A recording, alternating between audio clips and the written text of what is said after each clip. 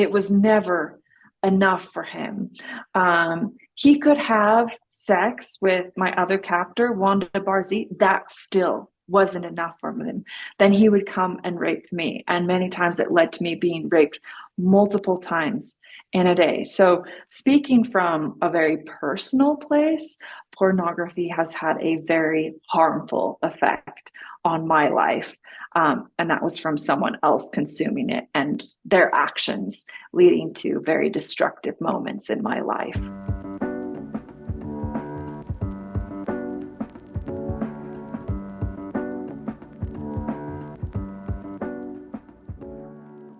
Elizabeth, thank you so much for sharing some of your time with us today. I am personally really excited to get to talk with you more about the amazing work that you and your team are doing at the Elizabeth Smart Foundation.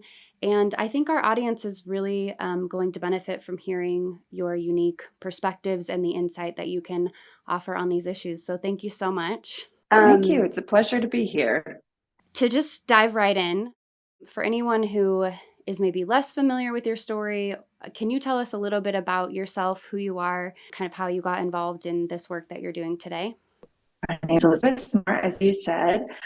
Most people would know me from my 2002 abduction. I grew up in Salt Lake City, Utah. I grew up in a nice neighborhood. I don't think anyone ever thought anything bad happened in Salt Lake. Definitely not in my neighborhood. At least if things were happening that were bad, it was always behind closed doors. It was not public knowledge. And so it was shocking. It was a complete shock to everyone when I was kidnapped out of my house, out of my bed in the middle of the night at knife point. That was certainly nothing that I ever dreamed would happen to me, and certainly nothing my family ever dreamed that would happen to us. I was then taken up into the mountains behind my home where I was held captive for the next 9 months, where, I mean, I was raped and abused and chained up.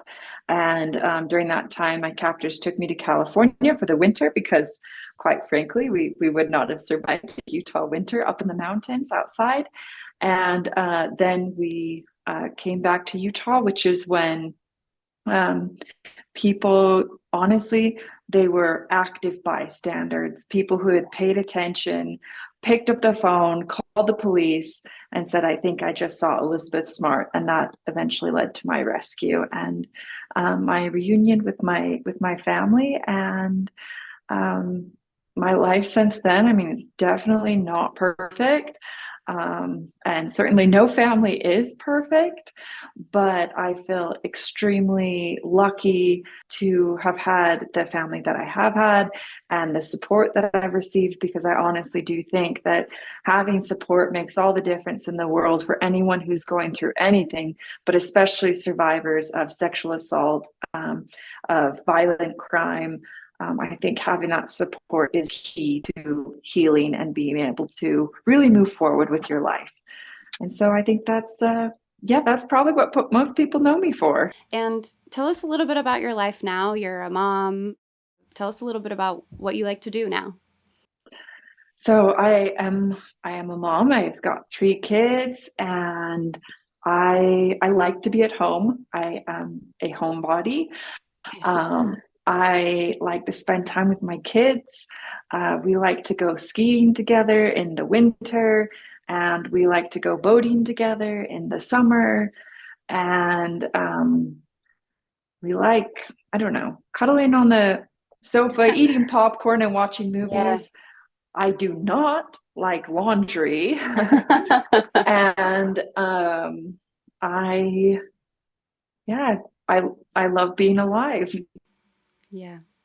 Well, obviously you've been through so much, you've experienced so much, and it's given you such a unique ability to address these issues that you're addressing now at the Elizabeth Smart Foundation and the work you do, the advocacy work you do on issues of sexual assault. And I'm curious to know, as a parent and a survivor, what advice would you give to parents who are trying to navigate this world right now and protect their kids and navigate social media and everything that's happening in the digital age that makes this so complicated? What advice would you give to parents? Well, first of all, I mean, if anyone has advice they want to share with me, like, please send it my way, because everyone asks me this question. And honestly, I've only been a parent. My oldest is 8, so I've only been a parent now for 8 years. Obviously, there are parents out there who have way more experience than me. So if anyone has any thoughts themselves, don't be shy. Send them my way. I'm always looking for more advice. But I feel like the best advice and kind of what I've learned along the way, that I would venture to share, is that having honest communication and ongoing communication with your kids is key, because no matter how many safeguards you put in place, which safeguards are great, love them, fan of them, but no matter how many safeguards you put in place, like you'll never have total safety over your child.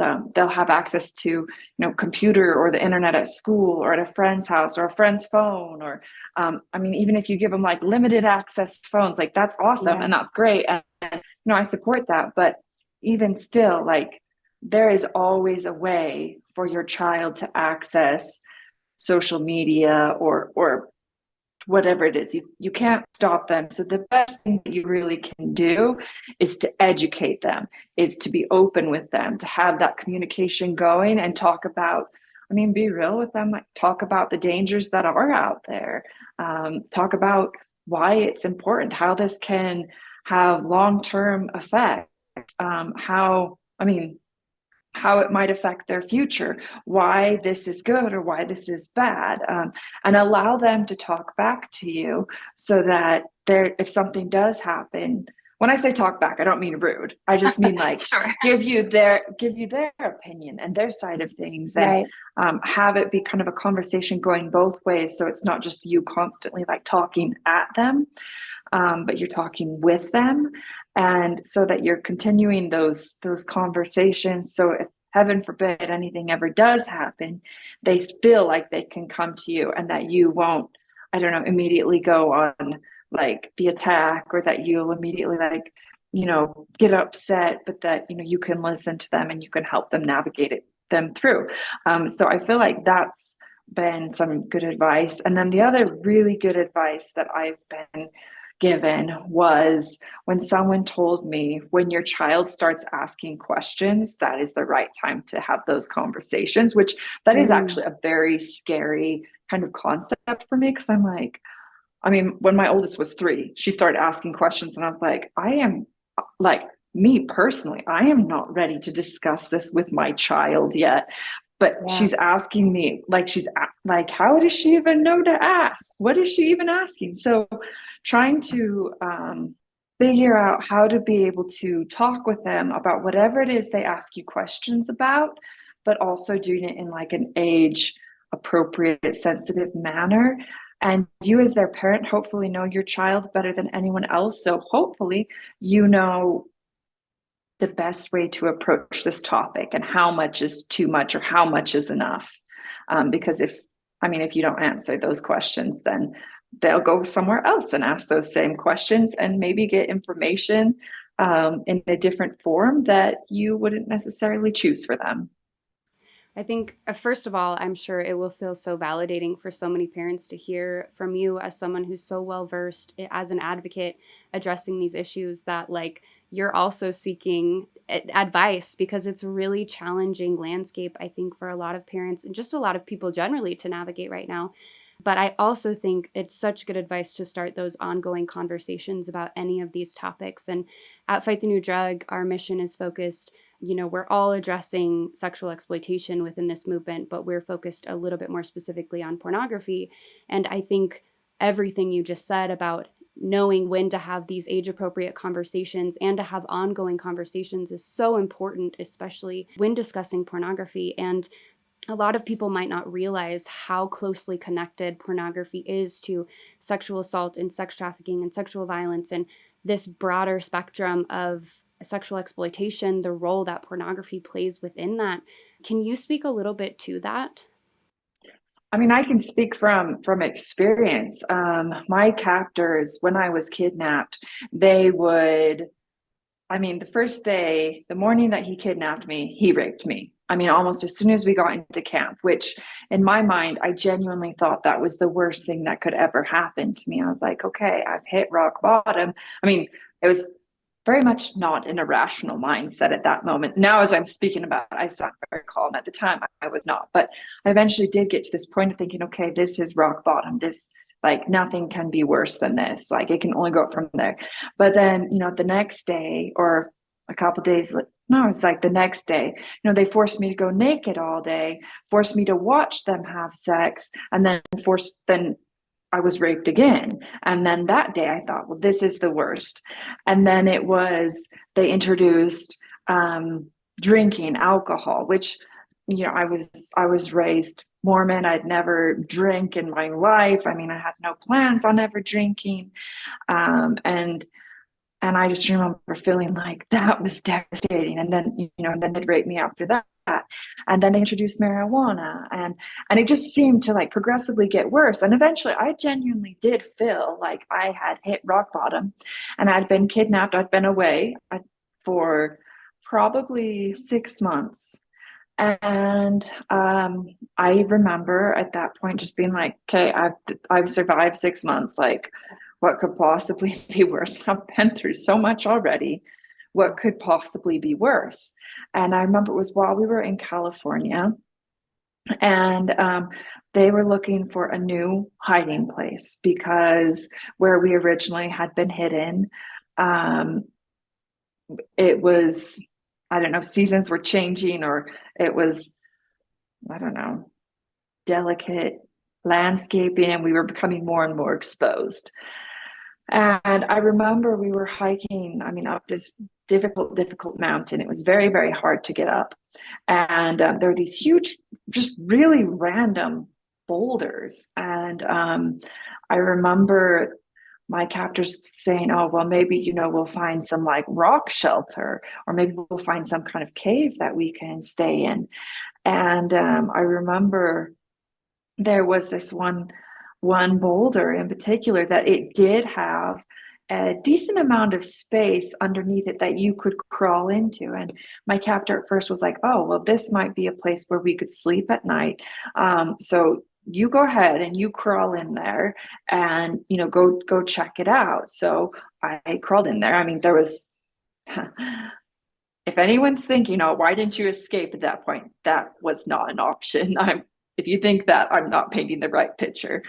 But I remember sliding in underneath this boulder, and funnily enough, there was like a belt under there. There was a couple of shoes, and then there was a magazine. And I remember thinking, this is so random. Like, first of all, this is so difficult to get to this place. I mean, how on earth did anyone get up? And then they left their shoes and a belt.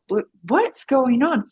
And then I was like, oh, but there's a magazine. Like, what on earth are they looking at? And so I scooted a little bit closer, and I opened like the magazine. It wasn't preserved that great. So I kind of opened it up, and inside were pictures of hardcore pornography. And I just remember being so shocked. I just like climbed out of this hole under this boulder as quickly as I could. And I was like, oh, you don't want to go under there, which you would think that I wouldn't be fazed by really anything. And yet my captor was like, well, what's wrong? What was under there? And I was like, oh, well, you just don't want to go under there. So of course he slid under there, and he was like, oh my goodness. And he came out, and he had like this magazine clutched to him like it was a baby. And he like brought it out, and he started staring at it, and I mean, looking is not even the right word. I mean, he really was just consuming this magazine and looking at it. And he'd just sit there, and he would like talk about the women and how they were displayed, and talk about their bodies. And then he'd be like, this is so important. Like, you just need to see this. And he'd just sit there, and he'd just look at it. And I mean, after he was looking at it, I mean, he would like, it was not enough.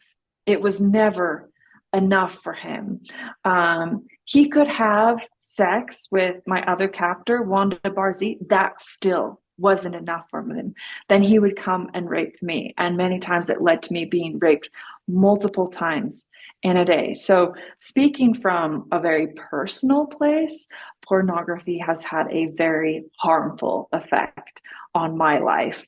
And that was from someone else consuming it and their actions leading to very destructive moments in my life. I'm so sorry that you had to go through that. And I also think it's important for people to remember a consumer of pornography today can filter through so much different content in a very short period of time.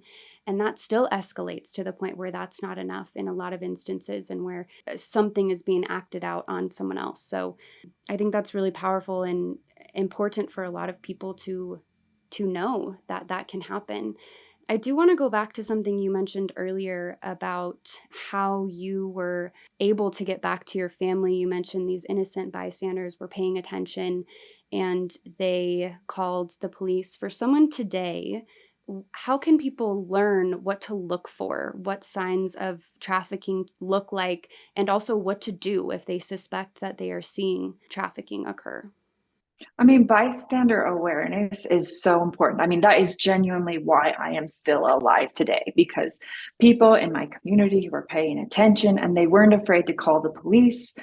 And they didn't just think, oh, well, um, you know, if something's really wrong, someone else has already called or someone else will see it. Like, having active bystanders be part of the community is so important. And if you want to become more educated on how to recognize signs of human trafficking or signs of abuse, go to iamonwatch.org.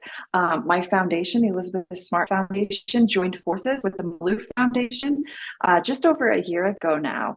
And that is one of our programs that is honestly incredible. We need active bystanders. We need people paying attention. And honestly, it's just living your life and not being afraid to act when you see something wrong. That doesn't necessarily mean you have to like go in there yourself and like tackle someone and like pin them to the ground and zip tie them until the police show up. That doesn't entail all that. Really, that is paying attention. If you see something that seems suspicious, that seems wrong, that seems out of the ordinary, call the police. I mean, I am willing to bet that probably 99% of police officers and law enforcement would much rather go and rescue a survivor than hide behind a bend and hand out a speeding ticket. Like, I could be wrong, but I just think that probably the majority of them would feel like they're contributing more to society by rescuing people, by, picking up would-be traffickers, would-be exploiters. I think I would bet that's a much more fulfilling job for them than just handing out speeding tickets. So if you see something, just call the police. I mean, the worst case scenario is that you're actually right. That is the worst case scenario. The best case scenario is that you're wrong. That's what we should all be hoping for. We should hope we're wrong, but regardless, I mean, it's just so much better to be active and to call and to be wrong than do nothing. Yeah, I think that's such a good reminder. I think a lot of people feel like they're not educated enough on these topics, or like they must be making something up if they see something that looks suspicious. But I think it's such good advice to, if you see something, say something, make the call. And also the On Watch program that you mentioned is such a good program to educate people to know what to look for and to know how to be more actively involved in addressing these issues. So if you haven't already checked out that program, please do. And also, you mentioned the Elizabeth Smart Foundation. I'm so glad you brought this up. I can't wait to talk about all the work you're doing. Can you tell our listeners a little bit about your mission and kind of generally why you decided to start the foundation? I mean, it is obvious based on your personal experience how you got involved in this work, but really what motivated you to start this and what you've been doing since you started this. So the Elizabeth Smart Foundation is really based on three main pillars, which are education, advocacy, and healing. And then all of our programs kind of revolve around these three pillars. And incredibly enough, as I mentioned, we joined forces with the Malou Foundation just over a year ago, and they had the same pillars. They were all about education, advocacy, and healing, which is why we thought it was such a good idea, because when we come together and we're all working towards the same ending, I mean, we will get there much faster than if I just continue to bang my head against a brick wall by myself. So it's very exciting. Some of our programs that I just feel so passionate about and feel so motivated and strong about, as I mentioned, is the I Am on Watch program. We mentioned that already, but it's incredible and it's free. And it's honestly, it's not a lot of effort. It's fairly short. Go take it. Please go take it. Another one of our programs is called Smart Defense, which is so awesome. You know, I was on a plane a couple of years ago and I fell asleep, and I was in first class. And I was so tired, I just fell asleep. As soon as I sat down, I fell asleep. And I remember, I don't know, it must have been right before we started like our initial descent to landing, when I woke up because I felt someone's hand on like the inside of my leg, like my inner thigh. And I was just like, what the heck? And he was reaching across like the big armrest, and he was rubbing my inner thigh. And I was so shocked. I froze, which most people have heard of, you know, our natural responses like fight or freeze, fight or flight, freeze, and then there's also appease.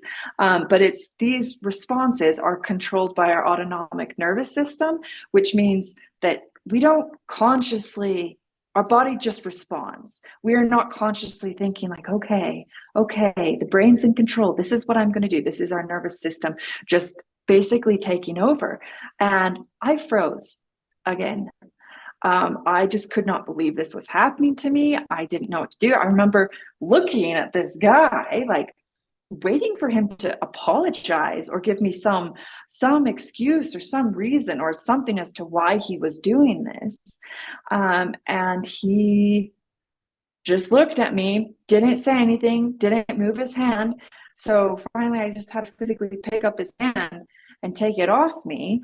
And I was just so shocked. I didn't do anything. I mean, you so often think, oh, wow, if someone touched me inappropriately, you know, like I'd slap them or I'd scream or I'd do something. And I mean, I definitely thought that too, you know, and I have like in other instances where I think I've been more prepared or I've thought through that scenario before, I have responded more in that way that you'd expect. But because I wasn't prepared for this scenario, I just froze. And when I got off the plane, I mean, I called my dad, I called my husband. I was like, I just can't believe this happened. I ended up reporting it to the airline. I reported it to the FBI. But I just walking out there, I was like, this is not okay. This is happening to me up in first class. Like, what else is happening? And so I said, I just knew I wanted to do something more. So we started a program called Smart Defense, and it's trauma-informed self-defense. It's a combination of Brazilian Jiu-Jitsu, Muay Thai, and Krav Maga. And our director of it, I mean, she's incredible. Her name's Mio Strong. If you ever have a chance to take a class from her, do it, because she is incredible. She is also a survivor. And so taking all of these skills and bringing them together, it's trying to give you the best chance to escape. That is your goal, to get away, to protect yourself. There's a lot of breath work that we do throughout the class, because shockingly, the vast majority of people who come through our class have already been victims of some kind of sexual violence or abuse. But even still, it can be quite intensive. And so taking that trauma awareness into it and being able to work through it has been really incredible. So that is one of our programs, because I don't want anyone to be hurt. I don't want to hear, you know, I'm so sad. I'm tired of going to the grocery store and having someone stop me while I'm like getting groceries with kids hanging off my legs, and them telling me how they were abused. I mean, that breaks my heart, and I'm like, this isn't right. Like, enough is enough. And so I want to empower women. And actually, it's really exciting. SUU has actually, or Southern Utah University, made smart defense for women an accredited class this past fall. And they're actually offering it to men, but it's more of an active bystander awareness class. How to step in when appropriate, how to help when appropriate, what to do.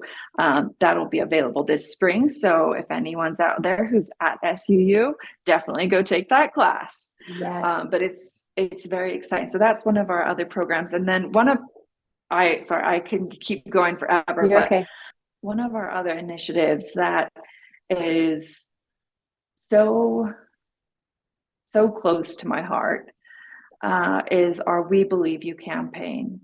I've now traveled to all 50 states. I've spoken in all 50 states, and I am so heartbroken because I would say almost every time, whenever I have the opportunity to meet people after I speak, someone always comes up to me and tells me how they were abused, and then tells me that they've never told anyone this, or when they tried to tell someone, they weren't believed, and how that has then caused them to never share it again, or to not reach out and get the help that they need. So our We Believe You campaign is really twofold.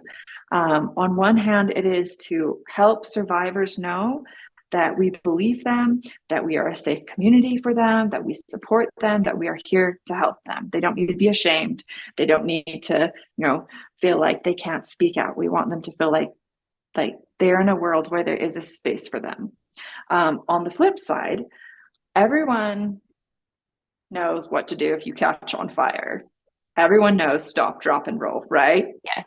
Yes. Well, who knows what to do if you've been raped?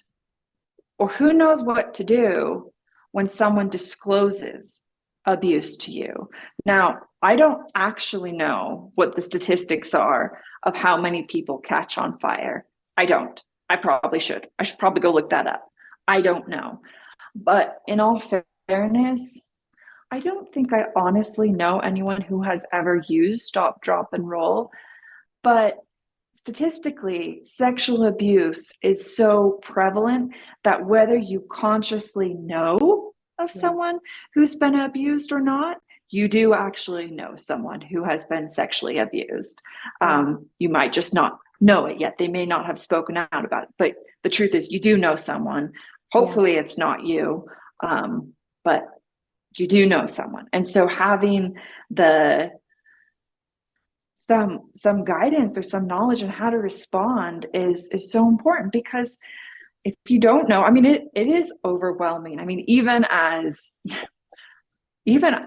I want to say a seasoned survivor who's had thousands of people disclose to me, it's still hard. I still am like, I want to help you, but I honestly don't know how. Or wow, that is a lot. Like, I'm like, personally, I'm not even sure if I'm in a place to process all of that right now. So helping to educate community members on how to respond to sexual trauma is also very, very important, which also leads me to why self-care is so important. Because if you're not in a healthy place yourself, then you really won't be able to be there for anyone else. So take care of yourself and then get educated so that you can be there for those around you.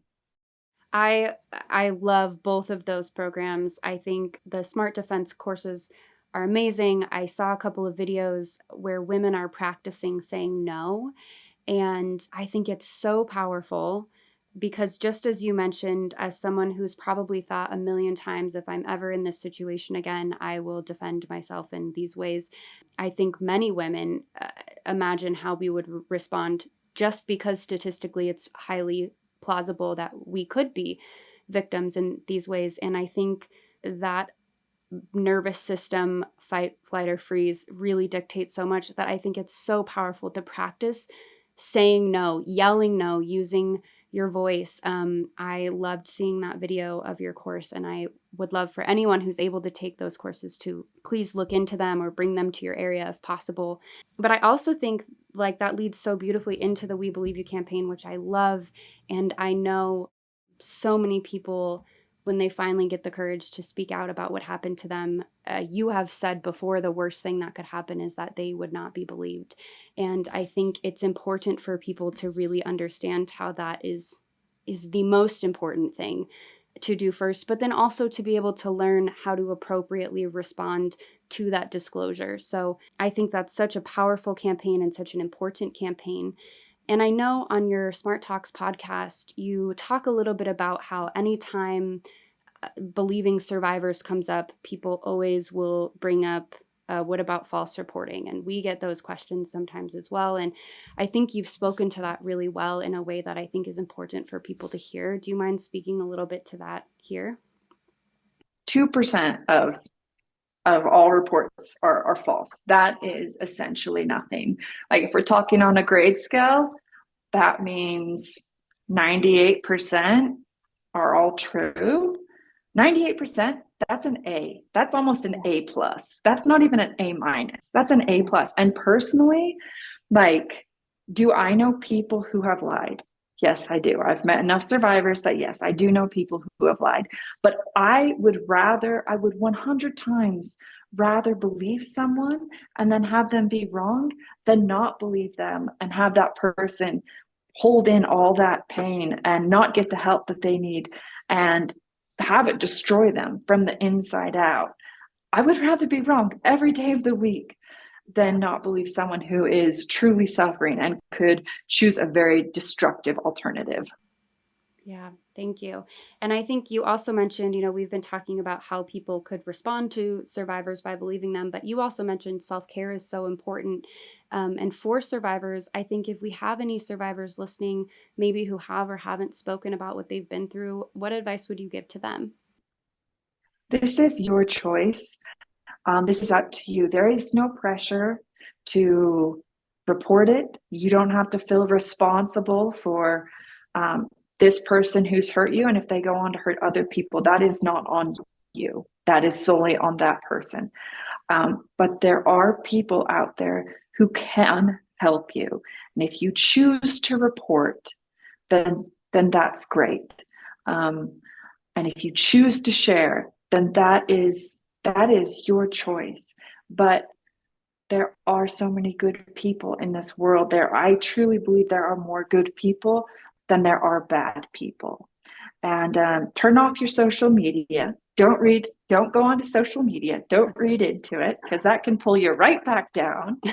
And find your people, find your family, find the people that are going to be there for you, who are going to support you. And if you are ready to share your story, then, share it with belief that you will be believed. Share it with belief that you will be supported, that you will be loved, and that there is a way forward, that this does not have to hold you back your whole life. Yeah. And I think, it's so apparent as you are here with us today and all of the public appearances you have given talking about what you've been through, it's so apparent that you've done so much healing and that you have been able to process in healthy ways and take care of yourself along the way. And I hope that provides some hope to those who might be considering whether or not that's something that they want to do. I know it provides a lot of hope to me, and just to know that you've really taken an experience that is more horrific probably than most people could even imagine, and it has fueled you to create such positive change in the world and in your community. Having these courses, having you publicly speaking about this experience to raise awareness and also help better prepare people to know how to respond is so important and so powerful. So I just want to thank you so much for that. Is there anything else before we wrap up that we didn't share about the foundation, the work that you're doing, how people can support, or anything else you'd like to share? I would just want survivors to know, you or victims, really all of us, because at the end of the day, everyone has a story. un- unfortunately, all of us go through hard times, and we all have those feelings of, why is this happening? Um, but I just would encourage people to remember that we are all stronger than we think we are. We can do hard things. It's not fun. We don't want to, but we can do them. We can get through it. We can get to the other side. And specifically to people who find themselves in a victimized situation, I would want you to know that this is not your fault. You didn't do anything wrong. And this other person, they cannot take away your value, they cannot take away your worth. And ultimately, at the end of the day, although this feels so traumatic and devastating and destructive, this doesn't actually have to define you. Ultimately, you get to decide who you are. You get to wake up and you get to look in the mirror and say, like, I am proud of who I am, and I love you, and you have carried me through so much, and together we're gonna keep going. And you have that power within you. Really, it is the choices that we make that define who we are, not so much what happens to us that defines who we are. Well said. That was beautiful and well said. Thank you so much, Elizabeth. Again, to our listeners, please go check out the amazing work that is happening at the Elizabeth Smart Foundation. See how you can get involved. There are plenty of ways there for you to take actionable steps to help combat sexual exploitation and to spread some of this education and advocacy, and also advocate for healing. So thank you so much for your work. We'll talk soon. Okay, thank you.